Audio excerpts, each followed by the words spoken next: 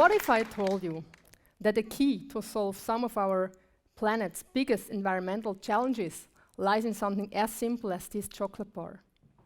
Sounds crazy, right? But this isn't just any chocolate bar, even though it looks and tastes just like your favorite treat.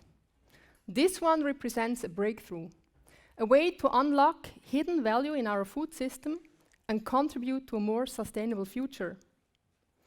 It was developed by our team of dedicated researchers and food industry experts, and it is about to change the way we think about food.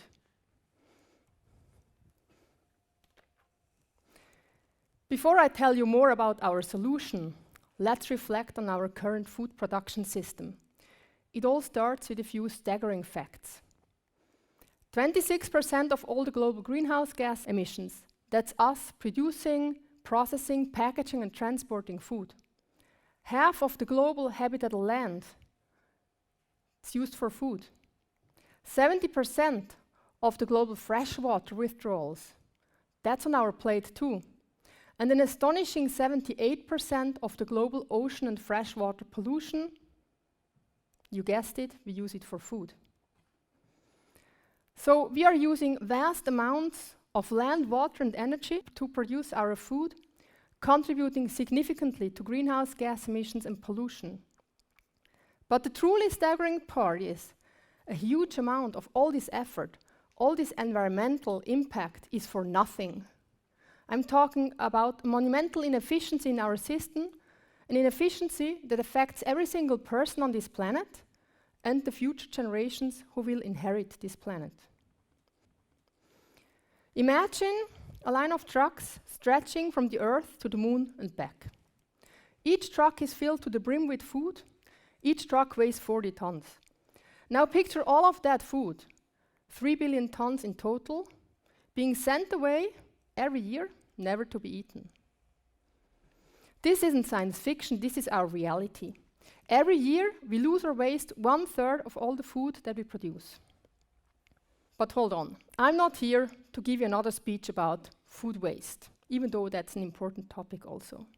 I'm here to talk to you about a solution that doesn't require us to rethink our daily choices.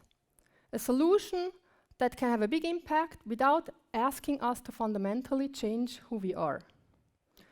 To understand where to focus, we need to look a bit closer at the food value chain, the path from the field to the fork.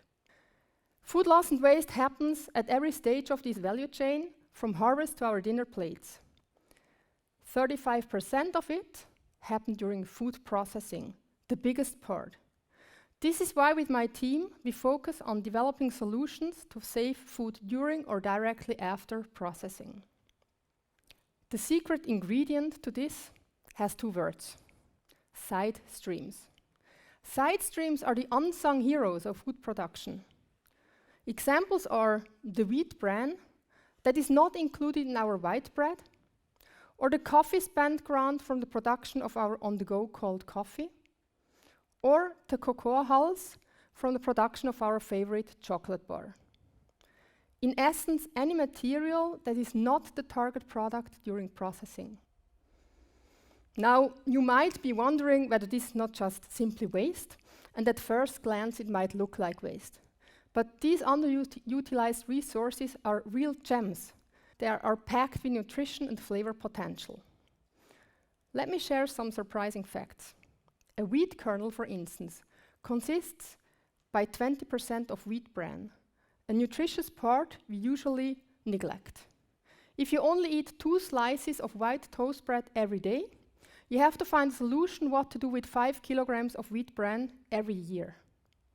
Or the example of yellow peas, a raw material often used to produce plant-based meat alternatives. A yellow pea consists of 60 to 70% carbohydrates, 60 to 70% that never end up in your plant-based burger patty. So we are talking about large amounts of raw material that doesn't end in your end product. Now, let us make a deep dive into the world of cocoa side streams. Cocoa hulls are a perfect example of an underutilized resource. They make up about 10 to 17% of the entire cocoa bean mass. And in Switzerland, a major cocoa processing country, this amounts to about 15,000 tons of dry matter every year. Knowing how scarce cocoa is and the large environmental impact it has, we should really make the most out of this raw material. However, valorizing such side streams is not always easy. While these cocoa hulls are very nutritious and contain large amounts of proteins and dietary fiber, they also face some challenges. First, there is the issue of food safety. Depending on the origin of these cocoa beans, the hulls can contain cadmium.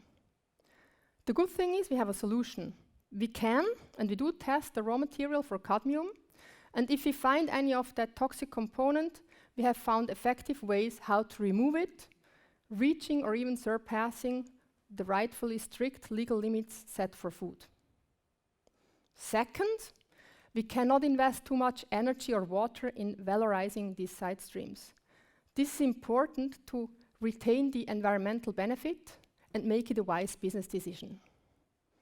And lastly, the final product has to taste great, because otherwise, who would buy it? I'm sure you all agree with me on this point.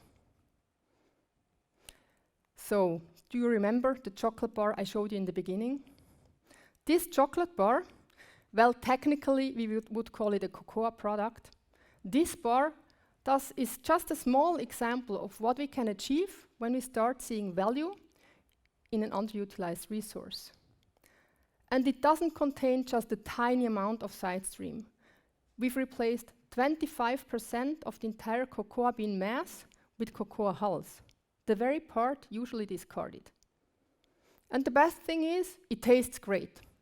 It has an intense flavor with earthy and fruity notes, and the velvety smooth melt in your mouth. Some of my colleagues actually prefer it over regular chocolate, myself included, and I'm a bit picky when it comes to chocolate. We even created a variant with 50% cocoa hulls.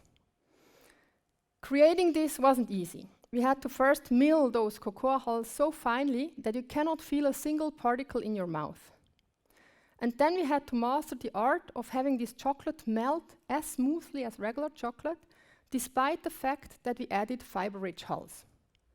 But we made it, proving that what was once considered waste can really become a tasty treat. So what is the potential in all of this? While I would love to tell you that we can use 100% of food side streams in food, that wouldn't be realistic. Some don't taste great, others are hard to process, and some need safety clearance first. But based on my last decade of research, I estimate that we can use about 25% of all food side streams in food.